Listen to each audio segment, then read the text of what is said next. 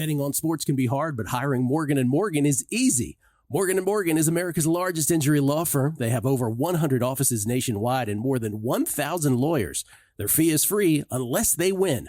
For more information, go to forthepeople.com/bestbets or dial #law, #529 from your cell phone. That's forthepeople.com/bestbets. This is a paid advertisement.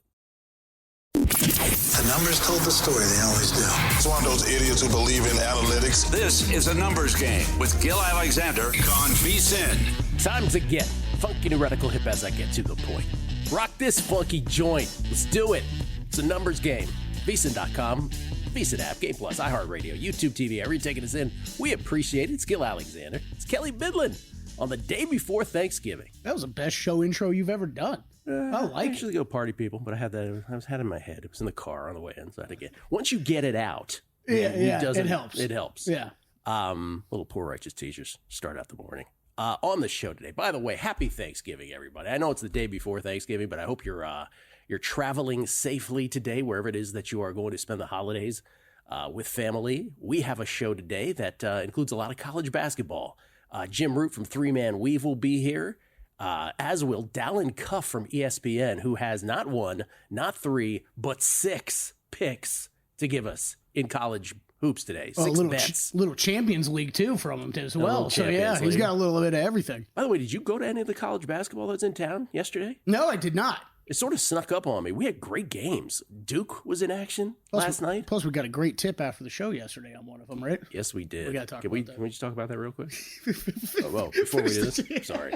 It's like you just get distracted. Matt Brown will be here. And he won't be here, but he'll be on the show with us. A little primetime action reunion. Yeah. Talk National Football League with us. Jason Weingarten, JVT, not only on the NBA, but also what he's thinking in football. I want to see what JVT thinks the scenario is going to end up being in college football as we are approaching a solidified college football playoff situation. And I think I got to all the guests. I do believe we do. We'll also do updated adjusted season win totals in the NFL. I looked back at mine, kind of a mixed bag now. I did the same thing yesterday as well. If we have time, we'll review the list and see. We'll have time. We'll do that. And then our NFL power rankings. Let's get into that as well at some point.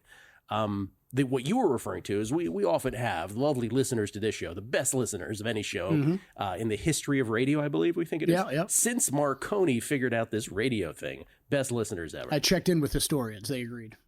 That's true. Yeah, they agreed. Yep. So, guy walks up to the show yesterday.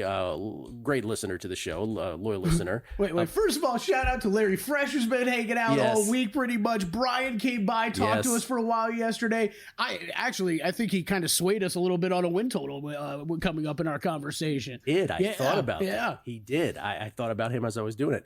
But the king. But then a guy walks up in the middle. And he says, "Hey," and I didn't really catch him at first. He's like, "Hey, I'm Kelly, the Sausage King of where? Omaha." Omaha. And I'm like, wait, I'm Gil. I'm not Kelly. He goes, "No, I'm Kelly." I was like, "Oh, okay." And you're the what? He goes, "I'm the Sausage King of Omaha." You don't usually get that kind of intro. From somebody. You did not. But he's wearing a Creighton jacket of some kind, some Creighton gear, and he goes, "Hey, fade Creighton today."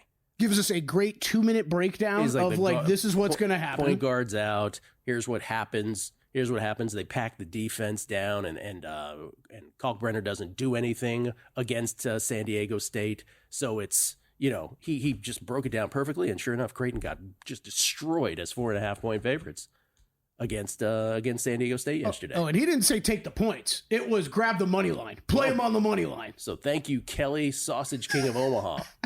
I'd like to be this. The more I thought about it last night, Gil, there's a chance, because he had great hair too. There's a chance that it was me time traveling back from the future. Very true. Like, he looked enough like my father. You know my favorite, so thank you to Kelly. Maybe he's my real dad. Sorry, Thad Bidlin. Sorry I had to hear it that way. The other thing that I've loved about this week on the show, besides all of that, but which we love when listeners come up to us after the show, but I like that we had a couple guests this week that have really genuinely angered listeners. Drew Dinsick was on. Not that I like to see y'all angered, but I like that there's a bit of controversy. Drew came on. He still is not buying the Detroit Lions in 2024. Yeah. He stopped buying it. And so there were some Lions fans that really got upset with that tweeted in. More outrage over that than his Mahomes MVP takes. Yes, much more outrage over that. And by the way, Aaron Schatz' updated DVOA numbers on the Detroit Lions, sixth best through 11 games of all time. Would you like to know? No, fifth best. Would you like to know the four teams in front? Sure. The 2007 New England Patriots, the 1991 Washington Redskins, largely believed to be the two best teams of all time. The 1998 Denver Broncos, also a Super Bowl champion, and the 1985 Chicago Bears, famously, the most devastating defense of all time, all of which won Super Bowls. Detroit Lions 2024 is fifth. Okay, that's pretty good company right there. So Drew got people. Where did we have? Didn't we have the Niners and who was it, Niners and Ravens last year? Niners and Ravens last year. By the way, the Ravens offense of this year. So I'm glad you bring that up. So I might as well be thorough with the rest of the Aaron Schatz stuff. The Ravens offense this year is, ready for this, through DVOA, Aaron Schatz's proprietary stat, is the seventh best offense through 12 games, by the way, through 12 games this year. Seventh best offense, the 2024 Ravens offense, the 2007 Patriots being the best offense of all time through 12 games. And here's the other one I want to say, that the worst DVOA of 10-1 teams, okay? 10-1 teams or better in the history of DVOA, his proprietary stats since 1979, the Kansas City Chiefs, the 2024 10-1 Chiefs, are the fourth worst 10-1 team of all time. 10-1 or better team of all time through 12 games, through 11 games in this case. I wish I could say that surprised me, but it doesn't surprise me at all. It doesn't. Yeah, by the way, the three that were worse, and I don't remember any of these teams offhand, but the 94 Broncos were 10-1, the 2012 Falcons were 10-1, and last year's Eagles were 10-1 and then collapsed. So he was right about that. Yeah, that one makes sense. Yeah, the Chiefs one, man, I think this could be a very, very interesting season to look back on if they end up winning. AFC, Super Bowl, whatever. Just because it is, we can say everything we want about these teams, but at the end of the day, it's Mahomes and Andy Reid, and they're getting it done when it matters the most. We've seen it too many times before. We've seen it so many times. We don't want to be dumb again. Yep. The other thing, by the way, do you know the other thing that got people all riled up this week more than anything else? What? Futac yesterday. Oh, really? Oh, yeah. Futac, because Futac... I love him this time of year. He's so great. He just makes people angry. Because Futac, we're talking about the Heisman Trophy, and I made a bet on Ashton Jeanty at plus 750, and I was just trying to get he's a Heisman voter. He's one of 938 Heisman voters. And he said something at the beginning, which I don't know that I caught on air, which is, people don't really see Ashton Jeanty. Sort of, he threw that in. And then he went on. And so, we got multiple tweets from people who are like, how can he say that people don't see Ashton Jeanty? He's a Heisman voter. If you're a Heisman voter, the tone of these tweets was, shouldn't you watch these players? Shouldn't you go out of your way even to tape, old school term, and watch these players? And since they mentioned that, I did notice that it was sort of like by the end of the segment, remember when I was talking about McCaffrey versus Derrick Henry, because Ashton Jeanty's season is very comparable to Derrick Henry's from 2015 when he won the Heisman, and I made the comment, he got the Heisman, what Christian McCaffrey should have. And I was like, none of y'all watched Christian McCaffrey that year either. And then in the same breath, that he's saying that nobody sees Ashton Jeanty, he was like, oh, we all saw Christian McCaffrey. No, you didn't. No, you didn't. None of y'all did. The East Coast, it was Andrew Luck and Christian McCaffrey's college careers. I get it. You saw them sometimes. You didn't see anywhere close to even 50%. You saw the five big games or whatever that year. Yeah. Like that is, honestly, I don't think that much is. Not that much has changed. Like some of this used to be, 30, 40 years ago, right? It used to be television problems. There's not been enough that's changed between McCaffrey and now, Gil, that could still be the resulting answer of what happens with Jeanty this year. People forget how dark ages 2015 was when it came to that kind of stuff. No, but like this is, really, I know what you're saying. The only thing that's really changed in my mind between McCaffrey and now is that, okay, we have more games on more nights of the week. Yeah. Right? Otherwise, it's... I do think people are a little more like, and maybe not. Maybe we're in a cocoon here where maybe we're very close to the sun on this stuff that we think everybody sees everything, but maybe not. Maybe you're right. Maybe it is the same. All I can tell you is there is one Heisman voter that I worked with that I wouldn't have trusted anything he put down on a ballot. That's all I'll say. Because what we're talking about right now, I know is the case. And maybe that's the takeaway from that conversation is while we're betting on this, then when we talk to an actual voter, we're like, oh, you don't even. Like you go away really depressed. I mean, it's 900 something. We talked about it yesterday. Yeah. And I don't know how often they are checking in on people's credentials, updating that list. That feels like a big part of the problem. Real quick, because we didn't get to this yesterday, and I don't know how deep we're going to get into any of this, but we were going to go over some NFL awards. This is the rapid fire version of that. MVP, Josh Allen and Lamar Jackson, 1-2 at the top of this market. Saquon became the third short shot last week after his 255 yard rushing performance this past week and just setting franchise records for the Eagles. You still feel like it's a Lamar Jackson, right? It is. I know I've mentioned it a couple times. I've been getting close to a bet, but you know what, Gil, as we were working, I was doing my prep work for Wintow Wednesday is coming up next year. Just looking at that Ravens schedule, I think this was part of Drew's point yesterday. It was. The record could end up just not being good enough for him to go out and win it, and that's the only thing that's holding me back right now. 27 touchdown passes and 3 picks. I know. Yeah. I mean, if I had to bet it right now, it would only be Lamar Jackson. Offensive Player of the Year, Saquon, the appropriate big favorite. Should he be this big of a favorite, over $3? Yeah. He's come back. What are we, minus 275 now at DraftKings at least? So it has come back a little bit. I think that's probably properly priced. I think when we brought it up on, what was that, Monday, what the pricing was, that seemed a little much. Was it $350 or something when we first talked about it? 275 and Derrick Henry's plus 275. This feels more accurate. Yeah, probably so. And then Defensive Player of the Year, what do you think as we go out here? Anything? I don't think is it just going to be TJ Watt because it's the Steelers and the Steelers defense? Like, I kind of think that's the case. I think this is the most. Yeah, he's minus 200. Everybody else is 12-1 or longer. I kind of feel like this is the most just sort of by acclamation one. We'll do Coach of the Year on the other side as well. We'll talk to Jim Root, college basketball as well.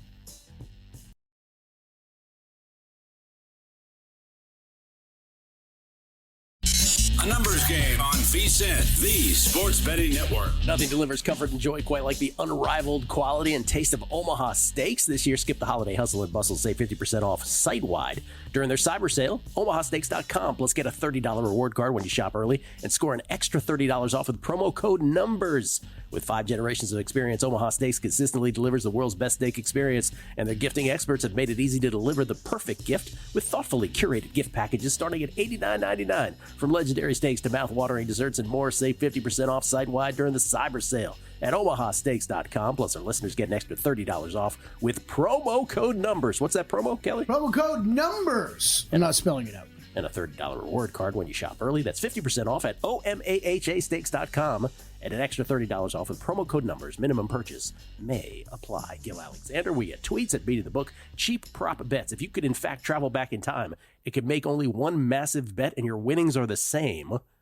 Which market are you selecting? And your winnings are the same. Yeah, I actually didn't read that part of it. I just read the beginning, and I actually immediately replied with Jake Paul just because I'm still angry about that. Yeah. I told you, I'm going to be angry for the rest of 2024. I don't know. Bet more on Mayweather, I guess, kind of thing. Even though I bet a lot. Spence CC. Isn't this the case with all awards voters? See Rudy Gobert last year. I think mainly they get it right overall, but it's almost like they think, what's the very minimum I can do here? Talking about Heisman. I kind of agree with that, Spence. After hearing Futek yesterday, you're probably right. Like most of these 938 Heisman voters are just going to mail it in with, who? Travis Hunter plays both sides? Okay, sure. I mean, I think there are any award, right? Yes, there are going to be some people that take it far more seriously than others. Joby, the real Joby, meant to tweet this yesterday, but I was so shook. Have you seen the new Jardiance commercial? The song and catchy jingle have been completely overshadowed by the laundry list of side effects, possible lower limb loss amongst them. What?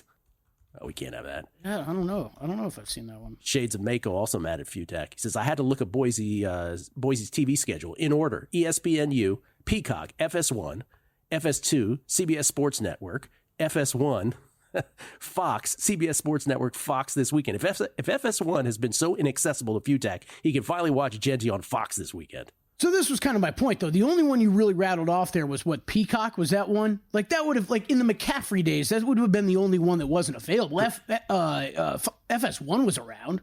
They did not show Stanford football when it was Luck and McCaffrey. It was just not on that often. It really wasn't. My recollection. Bert Wiedemeyer, great podcast as usual. A lot of F-bombs with a young Stormy in the house. She is a trooper. All in good fun. Have a happy Thanksgiving, guys and gals. You too. Jamie Leva, does Abe Froman, Sausage King, have any other plays for today? Take it easy tonight on Drinksgiving, Mr. Bidlin. I don't know. I hope he stops by again. We're going to need you at full strength tomorrow. Have a great day, gentlemen. You too. And Brandon Kyle says, Gil, if nothing else, you'll get live through those adjusted win total bets through the lens of Hard Knocks AFC North starting December 3rd, I'm pretty sure. Looking forward to that. Jason Stark is mad at me because he says, doing it again, huh? Glutton for punishment with the Steelers unders. Jason. And then Primetime says, yo, hey, man, I'm sorry. Am I crazy or is this choreography team at Jardiance mailing it in with the newest commercials? People are all shook up over that. He says, since your interview with the OG lady, subsequent dances are most definitely minus EV. I pulled it up right now. Yeah, I've seen this before. And last two, Kiss the Degenerate. Is it wrong of me feeling motivated to listen to the NFL Megapod just to hear Stormy's foul potty mouth? Actually very excited about it. and then Larry Fresh, shout out to Stormy for doing the Megapod. Hopefully she returns next year. Good friend Chillionaire says Babes was the other B you were looking for. And Matt Kraling, Kelvin, LOL, nerd humor. Nerd humor is one of the many reasons this show kills. Thank you. Glad you appreciate it. I had those 4 Bs all loaded up, and I totally blanked on the last one. JVT is in the house. At me, JVT on Twitter. He is the host of VSiN Primetime and, of course, our NBA senior analyst. But he goes well beyond the NBA. He joins us now from his place. Happy Thanksgiving, John. Happy Thanksgiving, guys. I don't want to derail anything, but I would like to go back. Was somebody telling you that they couldn't watch Ashton Genty and thus they're not going to vote for him for Heisman? They weren't saying and thus. They didn't go as far. Peter Futak from College Football News. He didn't go as far as saying and thus I won't vote for him. But he was, I was saying, I was making the case for Genty at plus 750. And he was talking about how, most of these voters probably don't even see him. People went crazy. As they should. Yeah. I mean, look, and I say this a lot about like the NBA awards, right? Like, and this is a little bit different because the NBA awards are tied financially to these guys, right? Like certain, when it comes to max contracts, things like that, they're tied into how many all NBA teams, things like that, whatever. If you have a vote in anything, it is your job to do your due diligence. Stay up a little bit late, watch the games. It's 2024. There's YouTube. There's all sorts of things. That's pretty insane if that's actually true for some of these folks. So yeah, it's a little disheartening to hear. But I think again, all of us who are betting on these things are always sadly surprised. Remember when Le Batard sold his his Major League Baseball vote? Like he gave it away to somebody. I mean, it's like that kind of stuff, right? I believe his was actually the Hall of Fame ballot, was it not? Like he was trying to prove a point about the whole steroid thing or whatever. But regardless, to your point, I actually go back 2 years ago where the Kings, I don't know what was happening with the Kings. I want to say one of their players was up for an award potentially or whatever it was. But regardless, after the All-Star break, the Kings finally have a primetime game on ESPN, and Michael Wilbon openly admits that this is going to be like the second time he watched them. And he's an awards voter. Things like that are absolutely insane to me. It's insane. I just don't get it. Yeah. Do you have a Heisman bet, John? I do. I still think of a little bit of life here with Cam Ward. So I've got a couple, like the big long shots are dead. I had Rocco Becht at 10,000 to 1. He's obviously not going to get there. Had Dilla Raiola at 500 to 1. That was eliminated a long time ago. So the one that's still got some legs is Cam Ward. If he can, of course, go on, maybe win a conference championship game, be a one-loss quarterback. His numbers are very good. The question is just, right, like how do you measure what you guys were referencing, which is, some pretty good and bonkers numbers for a quarterback that might lead a one-loss ACC champ versus a two-way player on a team that's got those losses not competing for their conference championship. It'll be really interesting to see because I feel like I've got a small advantage because, like you guys were talking about, right, voters are lazy and they'll just go, that quarterback in Miami, he's got some pretty good numbers. Let's give it to this guy. So maybe that's going to help. But that's the only one I've got him live at 10 to 1 for Cam Ward. We'll do this in reverse order since we're on college football. Give me the JVT scenario that you think is going to play out. What's your most controversial opinion as to how you think this is going to play out for the playoffs? Yeah, I don't know if this is controversial, but I'll stick with the ACC. I was talking about this with Tim yesterday, where it seems very likely that we're going to get 2 ACC teams in potentially. And I think that should keep out a team like Alabama, who for some reason is the talk of the town, but they're setting it up. I mean, Tim brought up a great point when we talked about it yesterday, where they're ahead of Ole Miss, South Carolina, and should one of these teams ahead of them fall back out, then maybe they're going to have to force their way in. But if you look at both SMU and Miami and you have them both in an ACC championship game, and it's a tightly fought contest where both teams, whoever loses by a single score, a field goal, a touchdown, whatever it may be, you would think if they both win, of course, and move on in terms of winning their 11th game this coming weekend, then you're probably not going to fall that far. You're probably talking about 2 top 8 teams at the very least. Would that one loss in a conference championship be enough, especially if it's a tight one, to knock you out of the playoff? I would say no. So I think that I'm looking at that. The fact that we're probably going to get 2 ACC teams in, and you're laying a pretty short price on SMU, like I think minus 170 to make it to the playoff. Like I wouldn't say no to that because I do think that this is a very good team that obviously can compete with the bad defensive team in Miami. And I think there's a pretty clear path for both of them to making to the playoff. I noted exactly what Tim did, that Alabama was nicely ensconced at number 13, just on the outside looking in, just in case. Just in case. What's your favorite college football play this weekend? So I think there's a couple that are really interesting to me. I'll point out one, and this is moved, so I want to see if this comes back. But Boise State is laying a pretty big number here against Oregon State, 19. Wait to see if this climbs back up there. But Oregon State, I talked about this yesterday with Lombardi Line. I think they're in a pretty good situation. They finally get off the schneid. They win outright against Washington State. And I think the sneaky part about what Boise State is facing right now is they are one that, controls their own destiny, if you will. But they don't need style points. They don't need any of this. They just need to win and move on. And they will be into the college football playoff. They will get their bye week. And so I do wonder if there's going to be a sense of if we're in control of this game, should that appear so, then we're going to be able to call the dogs off. But irregardless of that, I just think Boise's really been in good form. We're talking about a team in the last 6 games that's covered 3 of them. One of them was one of the most ridiculous beats you'll see in college football this year, the San Jose State game, which, of course, I was on watching that absolutely melt down. They've been in these one-score games in the fourth quarters with lesser teams, Hawaii, Nevada, the list goes on. I don't think that this is a team that is really peaking at the right time. And, of course, we saw Ashton Jeanty. He's going to play. There's no worry, but gets a little dinged up. You do wonder if maybe they're going to have some bigger things on their mind as they look ahead to a Mountain West Championship game, which right now seems to be UNLV as their 17.5-point favorites against Nevada. So Oregon State catching the points there against Boise State would be at the top of the list. And I'll say really quickly, San Jose State laying 3 against Stanford, too. This is all on Black Friday. I think Spartans are in a pretty good spot. 2 really tough losses, right? You lost to Boise State. You lost in a monsoon to UNLV. But now here you get Stanford coming off of the big game against Cal. They blew that against them as a 14-point underdog. Now you got to go on the road with a little bit of a rest disadvantage. I think it sets up well for the Spartans there on Black Friday. NBA tonight, non-cup games, anything? Yeah, it means a little bit more, man. These NBA Cup games have been absolutely fantastic, so I'm a little down to watch this slate tonight. No, I'd say there's a couple of things. First off, Atlanta catching the points against Cleveland. So I took a little 10.5 here with Atlanta. Obviously, the Hawks are getting a little bit healthier here at this point right now. Only Trae Young on the injury report, but you have your litany of wing defenders that are going to be out there and ready and available for you. This is a 2-day rest advantage for Cleveland, but I think Atlanta is going to be pretty live here against the Cavaliers to stay inside of that number. I've liked what I've seen from them. And then Kelly and I were texting about this earlier, but did lay 2.5 with OKC against Golden State with the thought that Steph Curry will not play tonight. John, happy Thanksgiving. Enjoy the holiday, man. Happy Thanksgiving, guys. Thank you very much. At MeJVT is where you can find John on Twitter, courtesy of the Progressive Guest Line. Jason Weingarten, Dallin Cuff, Matt Brown. It's all coming up. Numbers Game, VSiN, the Sports Betting Network. Betting on sports can be hard, but hiring Morgan & Morgan is easy. Morgan & Morgan is America's largest injury law firm. They have over 100 offices nationwide and more than 1,000 lawyers. Their fee is free unless they win. For more information, go to forthepeople.com/bestbets or dial #law, #529 from your cell phone. That's forthepeople.com/bestbets. This is a paid advertisement.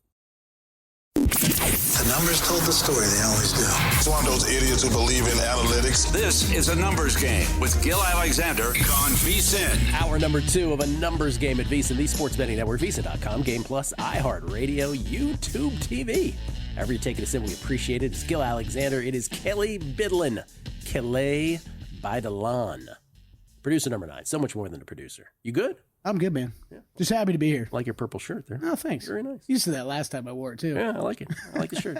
Still to come this hour, Dallin Cuff from ESPN talk Champions League and college hoops with us. He's got 6 plays in college hoops.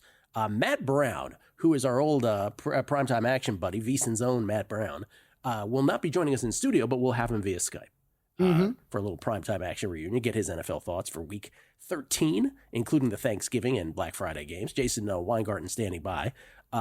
First, by the way, I was saying at the beginning of the show, what I like is that people were getting mad at Drew and at Pete this week.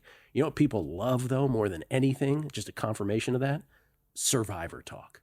We talked to Jake Bensequin, who's one of the remaining 54 entries in Survivor.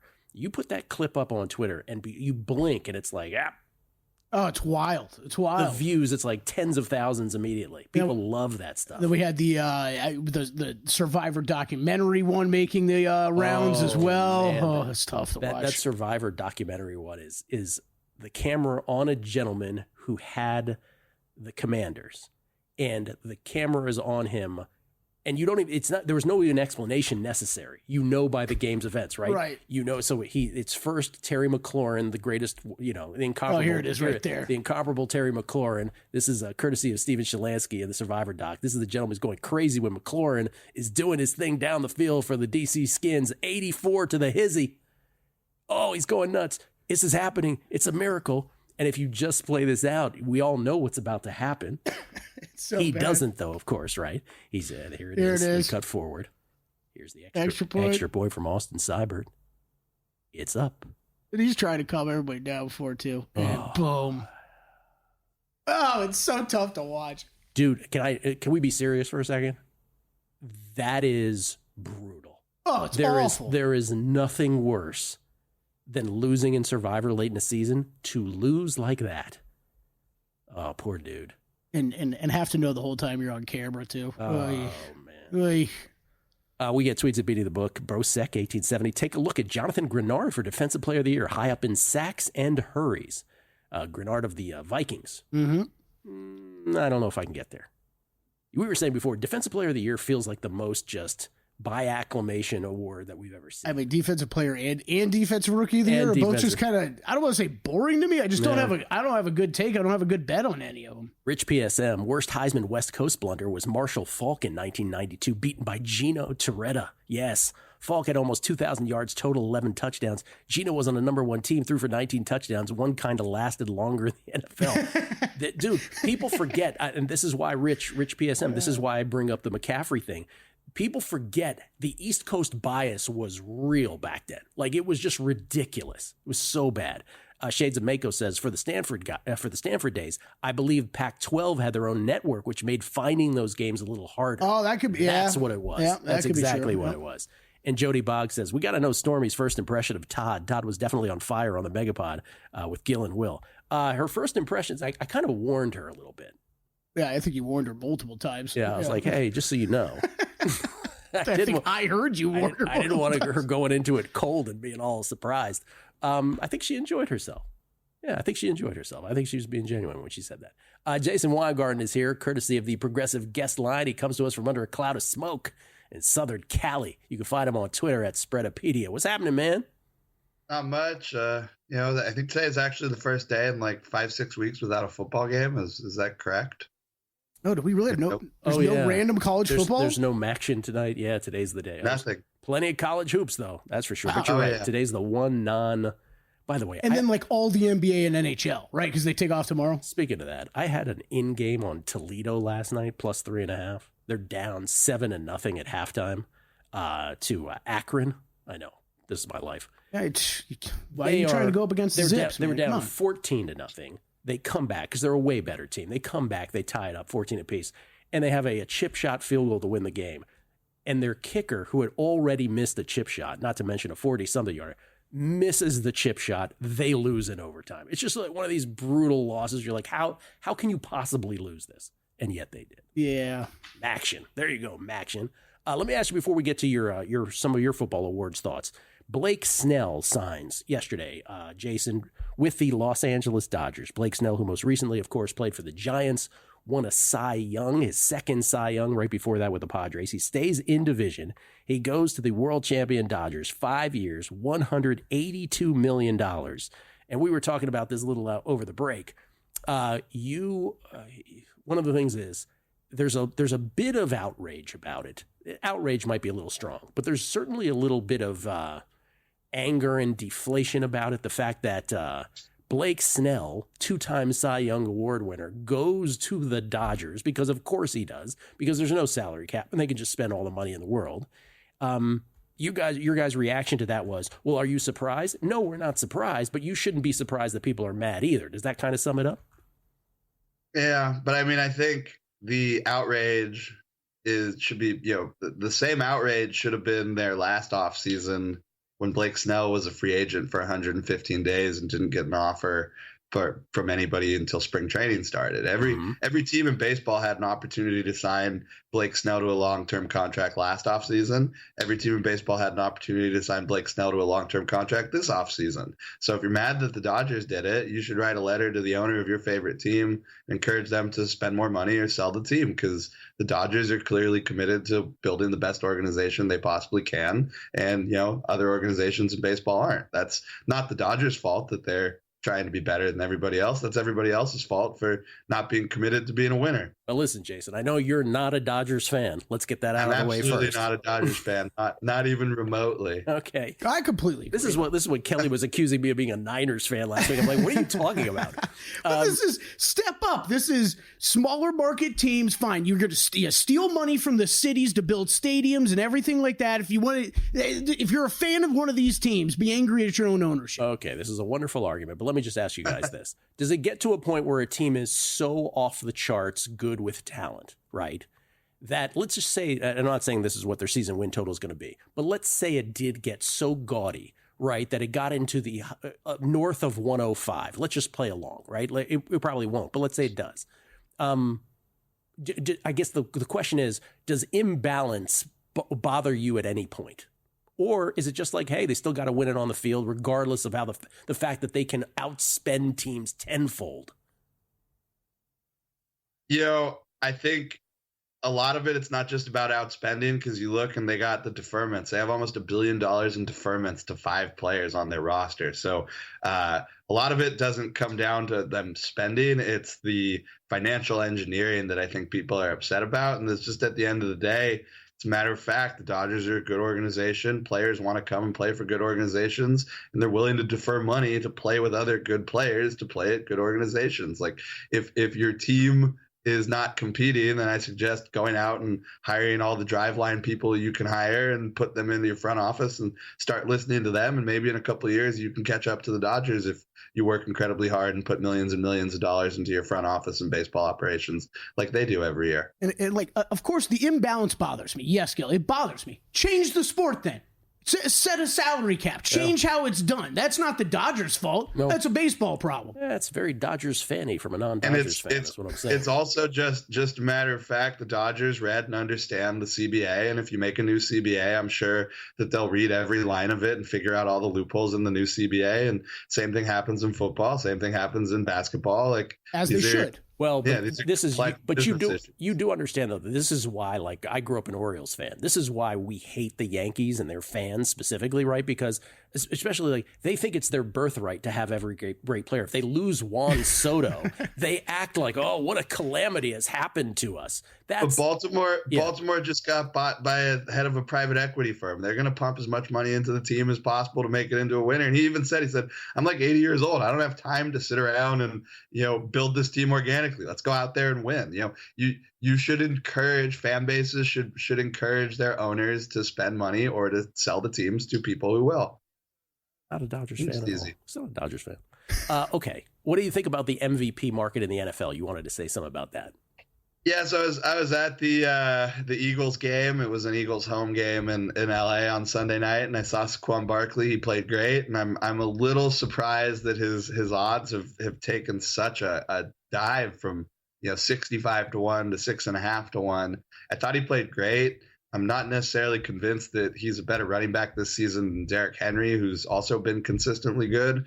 And I'm absolutely not convinced that he's in the same tier right now as Josh Allen and Lamar Jackson. I would absolutely, be betting against Saquon Barkley right now if there was a, reasonable no market, which there's not. But Lamar Jackson, Josh Allen, definitely the guys in the lead there. And then Kelly kind of pointed out the defensive player of the year stuff, the defensive rookie of the year. It's, I'm kind of bored of that stuff too. I don't really know, how to pick out anything there other than acclamation, like you guys said. But the rookie of the year, the offensive rookie of the year, I think Bo Nix should not be plus 160, plus 175. Jaden Daniels did probably one of the worst things you can do in awards betting is he peaked too early, I think. unless he has another even extraordinary higher peak coming this year. I think Bo Nix going to flip him as a favorite in the next week or two. Brock Bowers, any other year, he'd probably be a serious contender, but he has 3 touchdowns. Just sort of matter of fact, you're not going to win with a tight end and 3 touchdowns in a year you have 2 extraordinary quarterbacks like this. And then coach of the year, I would expect if Bo Nix wins rookie of the year and the Broncos make playoffs, Sean Payton 6-1 should drop significantly over the next couple weeks. All right, Jason Weingarten got it all in. Thank you, Jason. What I got? Appreciate it, man. Pleasure. Happy Thanksgiving, guys. Talk to you later. You too. Happy Thanksgiving. Enjoy it with you and yours. At Spreadopedia for Jason. We'll come back. Matt Brown joins us. Talk some NFL next. Numbers Game. VSiN, the Sports Betting Network.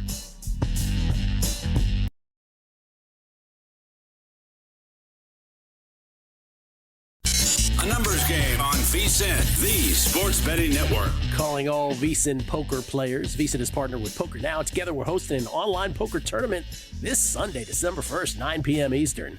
You can win a golden passport for a free seat in the largest poker free roll ever, the World Poker Tour's $5 million free roll in Las Vegas later in December. Visit VSiN.com/poker and register today for your chance to win.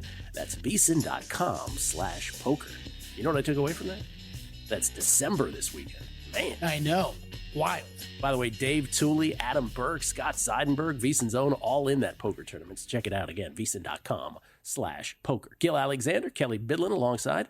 Last time this gentleman was on the show, he referred to his new baby boy as, quote, that dude, unquote.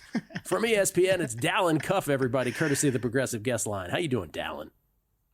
I'm doing well. That dude was going through a sleep regression at the time. My man's doing a lot better the last couple of weeks, so your boy here is doing a lot better as well. Thank you, guys. Good to be out with you. Maybe that's what it was, my man or that dude. It was one of those, but you were exasperated. No. That dude is right. He's the dude. I'm doing better now, but that guy he was challenging me in those days. But we're better. We're turning the corner. Good. I'm glad to hear that. Before we get to your college basketball plays, and you have a bunch of them, anything in the Champions League? I know you love soccer just as much. I mean, that Liverpool-Real Madrid game is going to be – it's just interesting. You got where Madrid is in the table, and with 36-team table and the Swiss rules and whatever, you got to be in the top 75% to get into the next round. And Real Madrid's flirting with not being there, and they got to go on the road to Liverpool. I think it's going to be a great game. It'll be on one of the monitors while we sit in the studio at ESPN today. I'll be trying to focus at the time, I believe, on the third-place Maui game, but we'll see. I do think that – I think ultimately Liverpool wins that game. I don't want to bet against Real Madrid, so what I'm going to play is the both teams to score, no draw. So I think Madrid needs the points. Liverpool's in a great spot. They are very good at home. I think both teams will get on the board. The over-under is really more at 3.5 to have any value. I don't necessarily want to mess with that. I think we could see a 2-1 either way. So it's about even money in most books for both teams to score, no draw. All right, both teams to score, Real Madrid and Liverpool from Dallin Cuff from ESPN. All right, 2 college basketball. By the way, you do a great job in studio, Dallin. Mm-hmm. We're all enjoying a full-day college basketball. These early season tournaments are fantastic. Let me ask you a question that I asked of another guest earlier, which is, what is the team that is sort of not the usual answer, right? Not the usual suspects at the top of college basketball. What's the team you've observed so far in the early season where you're like, oh, that team might be something that I didn't expect them to be? Well, the cat's out of the bag now, guys, because, I mean, Auburn is a team that I think people thought about, but I still had questions about because when you look at, they have so many seniors. They have Janai Broome, but is Pettiford as a freshman going to be a guy that can help them and not struggle against teams that will pressure you? Well, we figured out against Iowa State. Obviously, Baker Mazzara was outstanding in that game alone. So I think really this week is about answering questions. And whether we thought Auburn was a national title contender, maybe I was behind. I didn't necessarily think they were. I think my tune has changed. Even if they beat Houston, I think that tune has changed a little bit.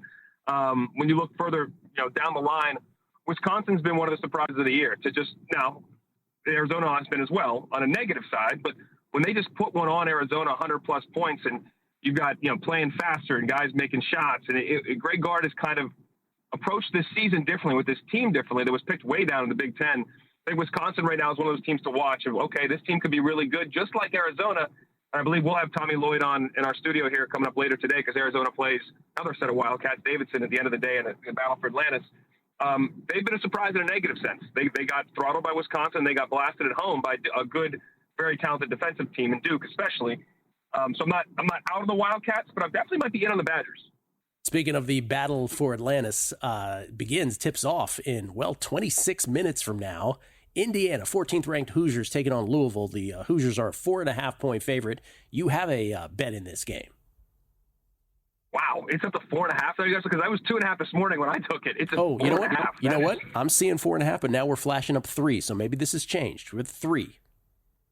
Okay, all right, because I mean that would be massive movement. I feel great about my pick then if where we're going, but yeah, I think Indiana's. I like the roster better.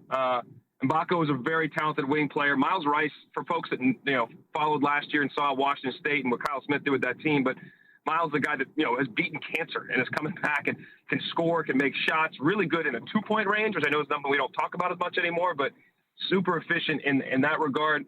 I think their roster is just better, like Renault in the interior. And the other piece of this is for Louisville and Pat Kelsey, they want to take a lot of threes, guys. We know this. And he's putting his stamp on that Louisville program in year one. They take 55% of their shots from three-point line. That's second most in the nation. We know that's what they're going to do, no matter what. They're shooting 29% from three. They played one high major opponent in Tennessee. They got blasted by 22 in their own building.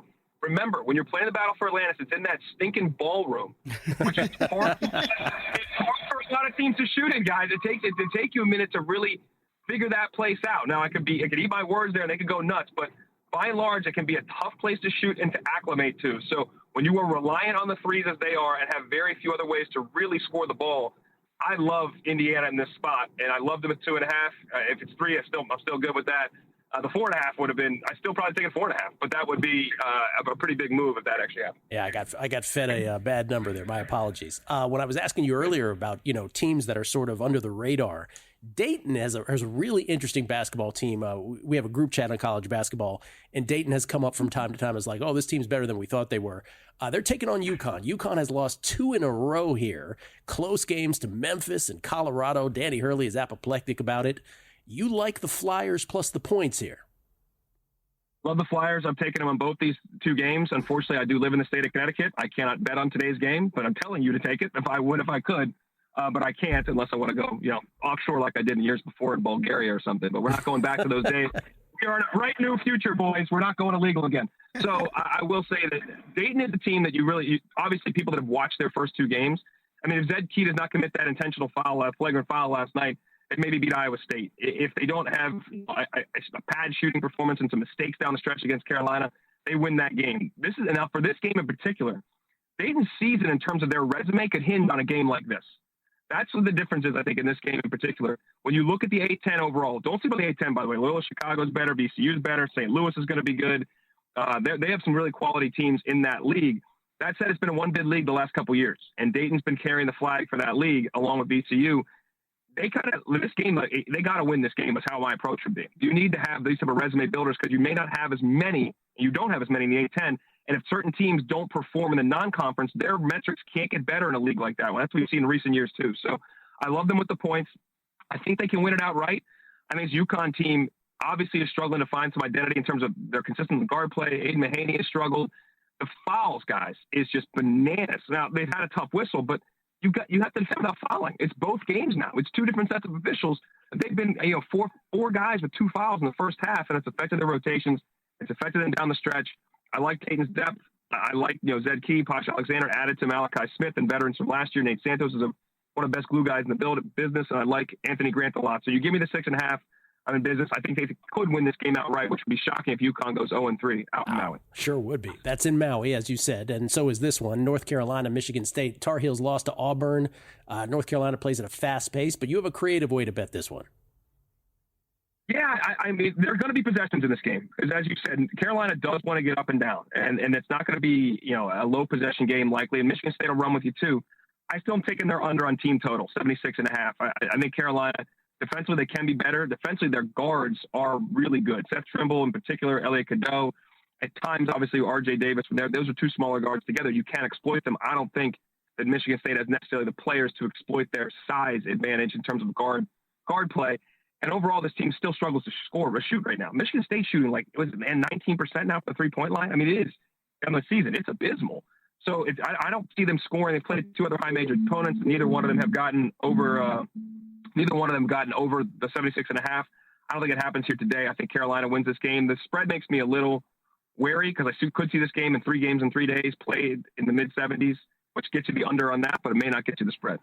Also in Maui, I wish we all were in Maui, Memphis and Auburn, another great game today. Memphis is catching points, almost double digit worth for the full game, but you like Memphis in the first half here. What's your reasoning?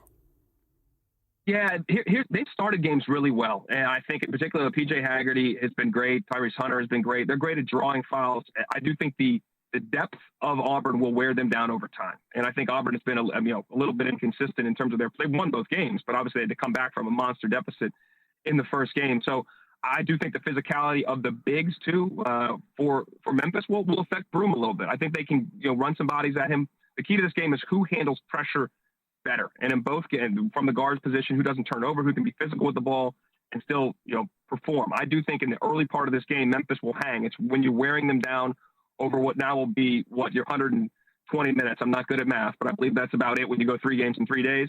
I think when you get to the back part of that, Auburn's depth may be able to pull away. So I'm a little worried about the full game cover. I do like Memphis to cover the 4.5 in the first half. All right. Also from Dallin, Xavier on the money line versus Michigan, and you're laying the wood with the Zags.